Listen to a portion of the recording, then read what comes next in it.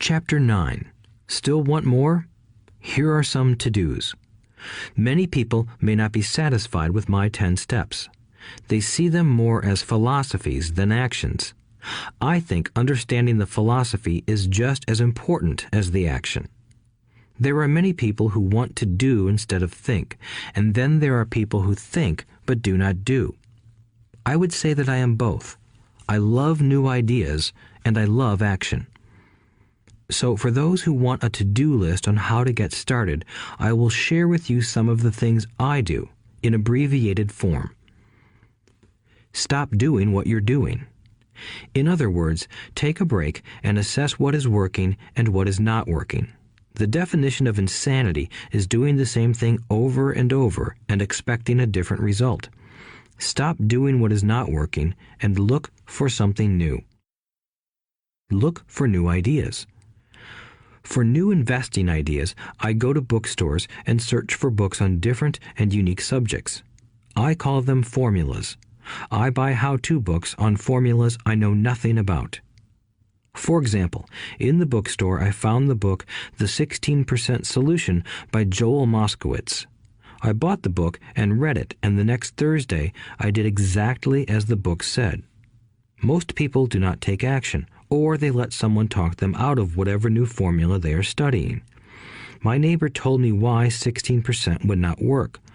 I did not listen to him because he's never done it. Find someone who has done what you want to do. Take them to lunch and ask them for tips and tricks of the trade. As for 16% tax lien certificates, I went to the county tax office and found the government employee who worked in that office. I found out that she, too, invested in the tax liens. Immediately, I invited her to lunch. She was thrilled to tell me everything she knew and how to do it. After lunch, she spent all afternoon showing me everything. By the next day, I found 2 great properties with her help that have been accruing interest at 16% ever since. It took a day to read the book, a day to take action, an hour for lunch, and a day to acquire 2 great deals. Take classes, read, and attend seminars. I search newspapers and the internet for new and interesting classes, many of which are free or inexpensive. I also attend and pay for expensive seminars on what I want to learn. I am wealthy and free from needing a job simply because of the courses I took. I have friends who did not take those classes who told me I was wasting my money, and yet they're still at the same job. Make lots of offers. When I want a piece of real estate, I look at many properties and generally write an offer. If you don't know what the right offer is, neither do I. That is the job of the real estate agent. They make the offers. I do as little work as possible. A friend wanted me to show her how to buy apartment houses. So one Saturday, she, her agent, and I went and looked at 6 apartment houses. 4 were dogs, but 2 were good. I said to write offers on all 6, offering half of what the owners asked for. She and the agent nearly had heart attacks. They thought it was rude and would offend the sellers, but I really don't think the agent wanted to work that hard. So they did nothing and went on looking for a better deal. No offers were ever made, and that person is still looking for the right deal at the right price. Well, you don't know what the right price is until you have a second party who wants to deal. Most sellers ask too much. It is rare that a seller asks a price that is less than something is worth. Moral of the story: make offers. People who are not investors have no idea what it feels like to try to sell something. I have had a piece of real estate that I wanted to sell for months. I would have welcomed any offer. They could have offered me 10 pigs and I would have been happy. Not at the offer, but just because someone was interested. I would have countered, maybe for a pig farm in exchange. But that's how the game works.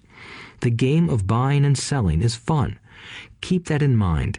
It's fun and only a game. Make offers. Someone might say yes. I always make offers with escape clauses. In real estate, I make an offer with language that details subject to contingencies. such as the approval of a business partner. Never specify who the business partner is.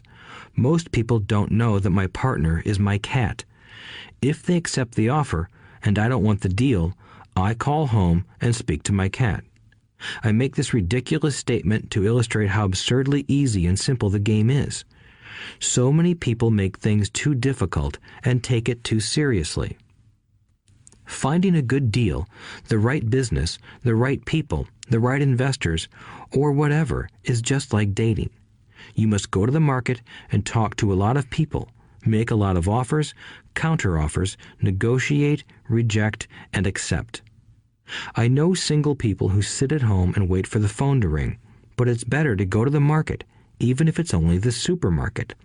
Search, offer, reject, negotiate, and accept are all parts of the process of almost everything in life. Jog, walk, or drive a certain area once a month for 10 minutes. I have found some of my best real estate investments doing this. I will jog a certain neighborhood for a year and look for change. For there to be profit in a deal, there must be two elements, a bargain and change. There are lots of bargains, but it's change that turns a bargain into a profitable opportunity. So when I jog a neighborhood I might like to invest in. It is the repetition that causes me to notice slight differences. I notice real estate signs that are up for a long time. That means the seller might be more agreeable to deal. I watch for moving trucks going in or out. I stop and talk to the drivers. I talk to the postal carriers. It's amazing how much information they acquire about an area.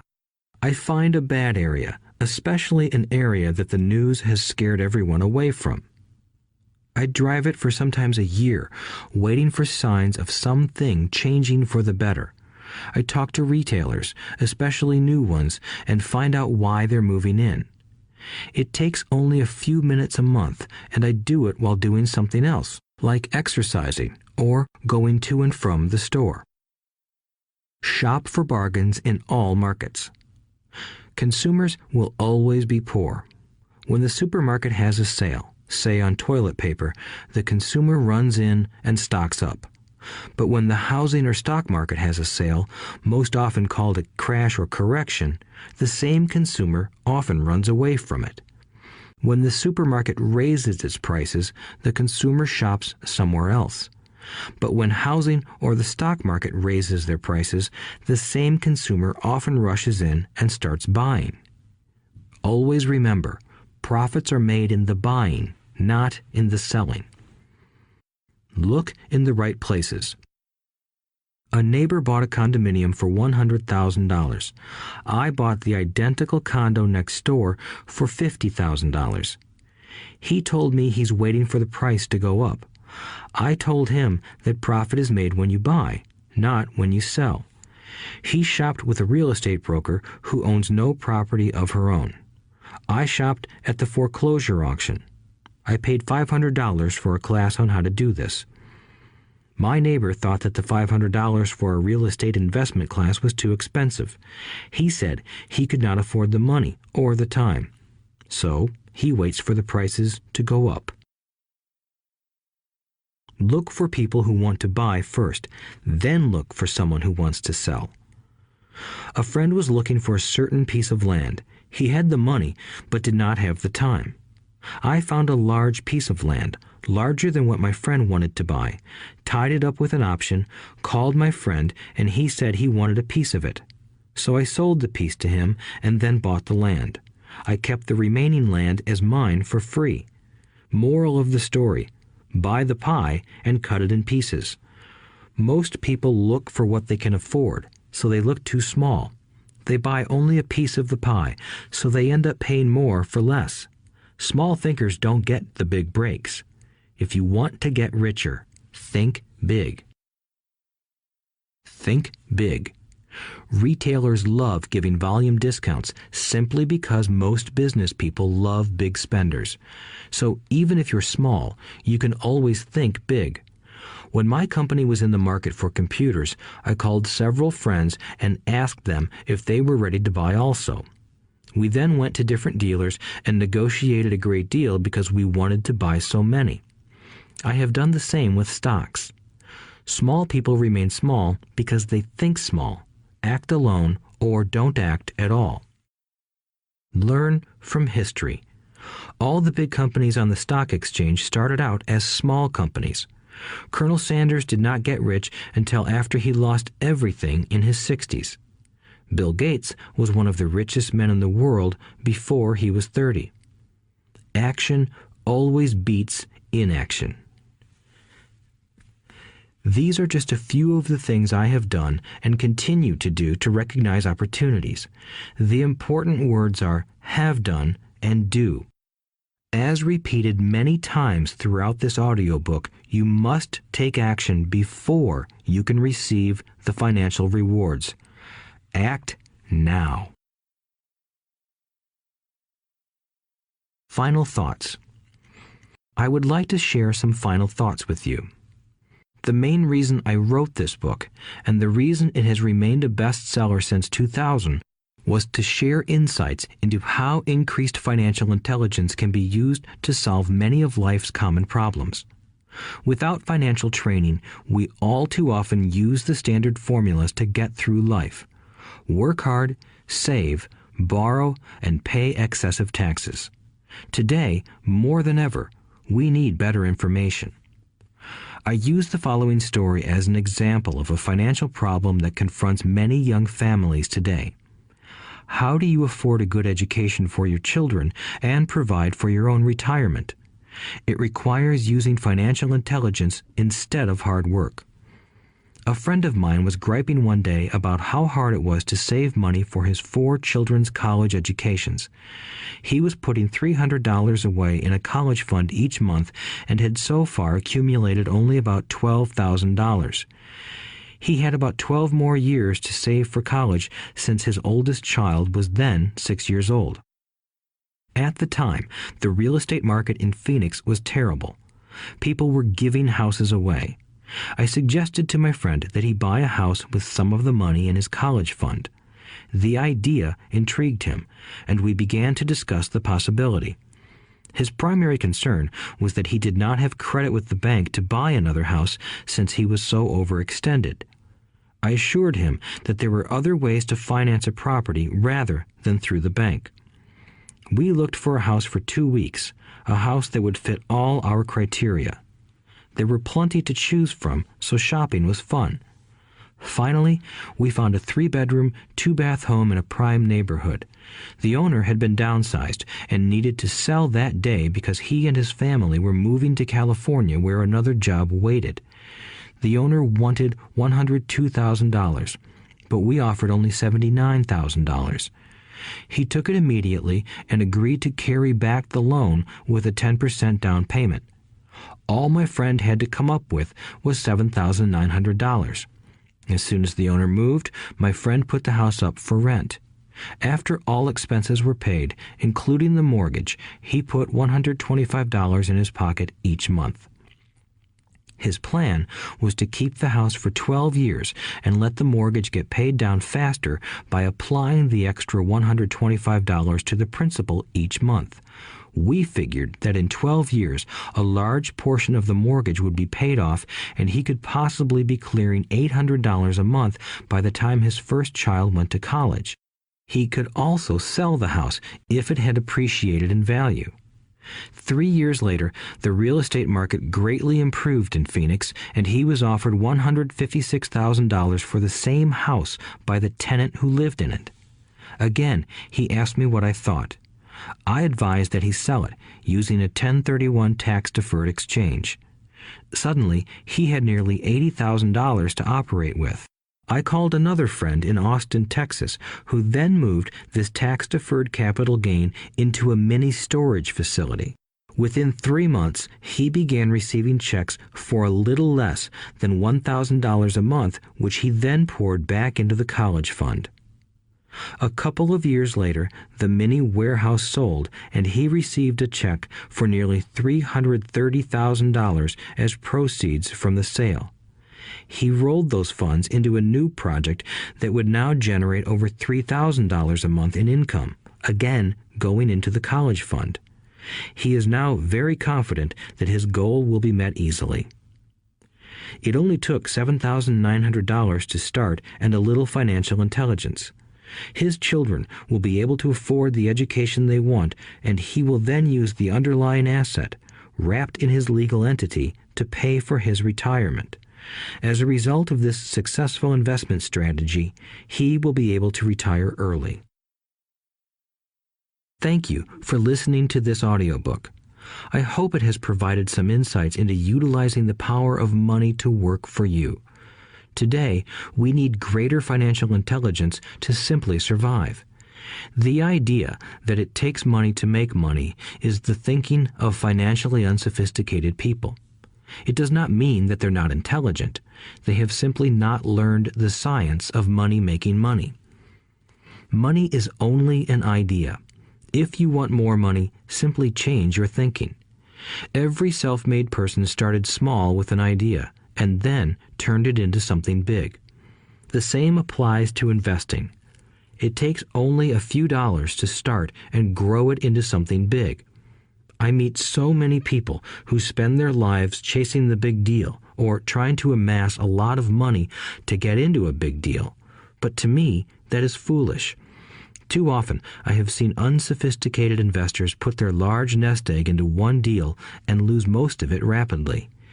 They may have been good workers, but they were not good investors.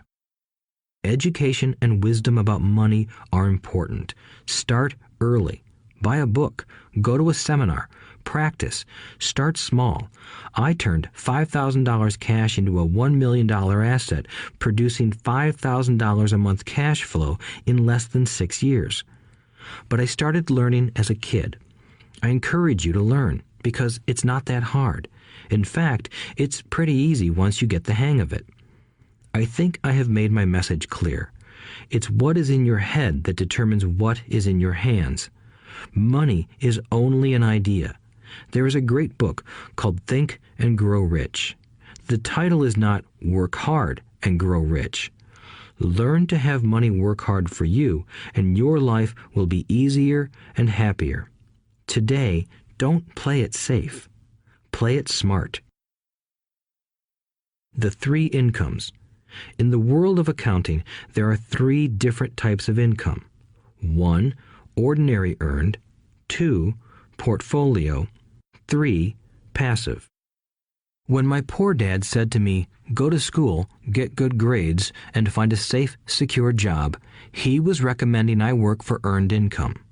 When my rich dad said, "The rich don't work for money, they have their money work for them," he was talking about passive income and portfolio income. Passive income, in most cases, is income derived from real estate investments. Portfolio income is income derived from paper assets such as stocks and bonds. Portfolio income is the income that makes Bill Gates the richest man in the world, not earned income. Rich Dad used to say, the key to becoming wealthy is the ability to convert earned income into passive income or portfolio income as quickly as possible. He would say, taxes are highest on earned income. The least taxed income is passive income. That is another reason why you want your money working hard for you. The government taxes the income you work hard for more than the income your money works hard for. In my second book, Rich Dad's Cash Flow Quadrant, I explain the 4 different types of people who make up the world of business. They are E, employee, S, self-employed, B, business owner, and I, investor. Most people go to school to learn to be an E or an S. The cash flow quadrant is written about the core differences of these 4 types and how people can change their quadrant. In fact, most of our products are created for people in the B and I quadrants. In Rich Dad's Guide to Investing, book number 3 in the Rich Dad series, I go into more detail on the importance of converting earned income into passive and portfolio income. Rich Dad used to say, all a real investor does is convert earned income into passive and portfolio income. If you know what you're doing, investing is not risky. It's just common sense. The key to financial freedom. The key to financial freedom and great wealth is a person's ability to convert earned income into passive and/or portfolio income. My rich dad spent a lot of time teaching Mike and me this skill.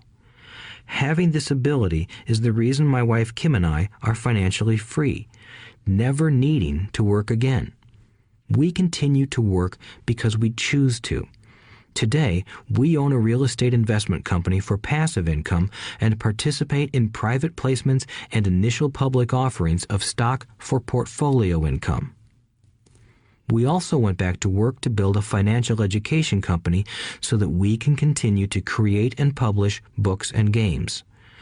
All of our educational products are created to teach the same skills my rich dad taught me, the skills of converting earned income into passive and portfolio income.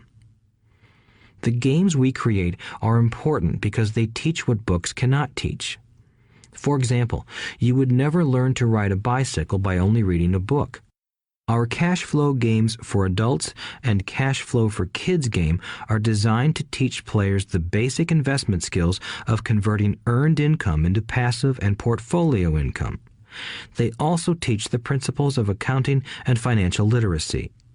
These games are the only educational products in the world that teach people all of these skills simultaneously. Cashflow 202 is the advanced version of Cashflow 101 and requires the game board from 101 as well as a full understanding of 101 before it can be played. Cashflow 101 and Cashflow for Kids teach the principles of fundamental investing. Cashflow 202 teaches the principles of technical investing. Technical investing involves advanced trading techniques such as short selling, call options, put options, and straddles. A person who understands these advanced techniques is able to make money when the market goes up, as well as when the market comes down. As my rich dad would say, a real investor makes money in an up market and a down market. That is why they make so much money. One of the reasons they make more money is simply because they have more self-confidence. Rich Dad would say they have more self-confidence because they are less afraid of losing. In other words, the average investor does not make as much money because they are so afraid of losing money. The average investor does not know how to protect themselves from losses, and that is what Cashflow 202 teaches. Average investors think investing is risky because they have not been formally trained to be professional investors. As Warren Buffett, America's richest investor, says, risk comes from not knowing what you're doing. My board games teach the simple basics of fundamental investing and technical investing while people are having fun. I occasionally hear someone say, your educational games are expensive, which poses the question of ROI, the return on investment, or the value returned for the price paid. I nod my head and reply, yes, they may be expensive, especially when compared to entertainment board games. But my games are not as expensive as a college education, working hard all your life for earned income, paying excessive taxes, and then living in terror of losing all of your money in the investment markets. When someone walks away mumbling about the price, I can hear my rich dad saying, if you want to be rich, you must know what kind of income to work hard for, how to keep it, and how to protect it from loss. That is the key to great wealth. Rich Dad would also say, if you do not understand the differences in those three incomes and do not learn the skills on how to acquire and protect those incomes, you will probably spend your life earning less than you could and working harder than you should. My poor dad thought a good education, a good job, and years of hard work were all you needed to be successful. My rich dad also thought a good education was important. But to him, it was also important that Mike and I know the differences in the three incomes and what kind of income to work hard for. To him, that was basic financial education. Knowing the differences in the three incomes and learning the investment skills of how to acquire the different incomes is basic education for anyone who strives to acquire great wealth and achieve financial freedom, a special kind of freedom that only a few will ever know. As Rich Dad states in lesson number 1, the rich do not work for money. They know how to have money work hard for them. Rich Dad said, earned income is money you work for, and passive and portfolio income is money working for you. Knowing that little difference has been significant in my life. Or, as Robert Frost ends his poem, and that has made all the difference. Take action. All of you were given two great gifts, your mind and your time. It is up to you to do what you please with both. With each dollar bill that enters your hand, you and only you have the power to determine your destiny. Spend it foolishly, and you choose to be poor. Spend it on liabilities, and you join the middle class. Invest it in your mind and learn how to acquire assets, and you will be choosing wealth as your goal and your future. The choice is yours and only yours. Every day, with every dollar, you decide to be rich, poor, or middle class. Choose to share this knowledge with your children, and you choose to prepare them for the world that awaits. No one else will. You and your children's future will be determined by choices you make today, not tomorrow. I wish you great wealth and much happiness with this fabulous gift called life. Robert Kiyosaki.